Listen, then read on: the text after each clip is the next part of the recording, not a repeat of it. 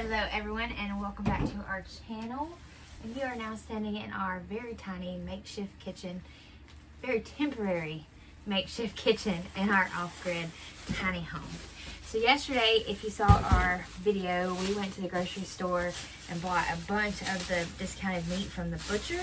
And so today, I thought I would show you how I preserve these without canning, because we're not canning right now.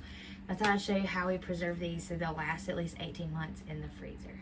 So we did end up with 3 packs of pork and 6 packs of chicken. And since it's usually just me and Chris eating now, our daughter works at night and she usually goes and gets food with like the people she works with, so she doesn't normally eat dinner with us. So since Chris is going back to work, the way that I'm gonna do it is portion these out for family meals. So I'll make some packages with 3 in it and some packages with 4 in it, and I'll just label it accordingly. So if our daughter's gonna be home and Chris works the next day, I'll pull out 4. If she's not gonna be eating but Chris works the next day, then I'll pull out one that has 3 in it. So I've got my food saver out here, and if you do not have a food saver or any other brand vacuum sealer, I highly recommend picking you one up. I'll link this one down below, but just know that you can find these on Facebook Marketplace and you don't have to buy them brand new because they will last forever. We just recently got this one, and the one prior to this I had for probably 10 years, and it was still running fine. Like, I just sold it on Facebook when I upgraded to this one. Anyways, these things, before I started using a food saver, I would like lose meat all the time. So I would, buy it like this and then just throw it in the freezer and forget about it, and then find it 6 months down the road and it would be full of like freezer burn and I'd have to throw it away.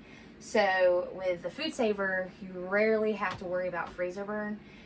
The only issue that I've ever had with the bags is when I bought off-brand bags off of Amazon, that I had one batch that like just failed.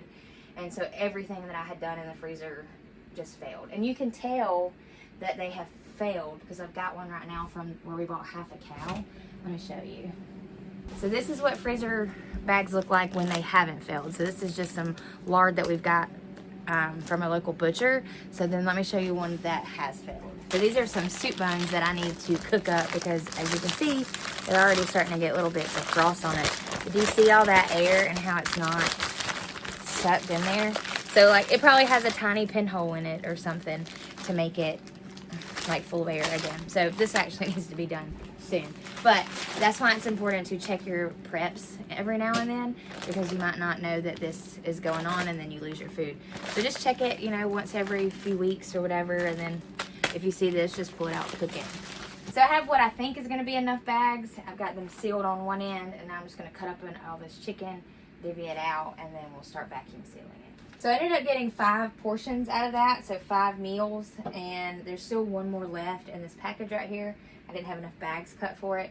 So I'm just going to throw those in a ziplock and put them in the freezer, and that will just be ones that we eat before the rest of these. If you do not have a food saver, but you do want to start stockpiling meat, you can just throw these in Ziploc bags. Just make sure that they're freezer ready, and they'll probably only last you about 6 months. But the more air you can get out of it, the better. All right, now I'm just going to go through and vacuum seal all these.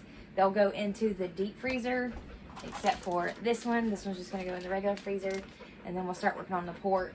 I'm not going to film the pork because it's the same steps, y'all. Once you do it like 100 times, it's the same thing over and over and over.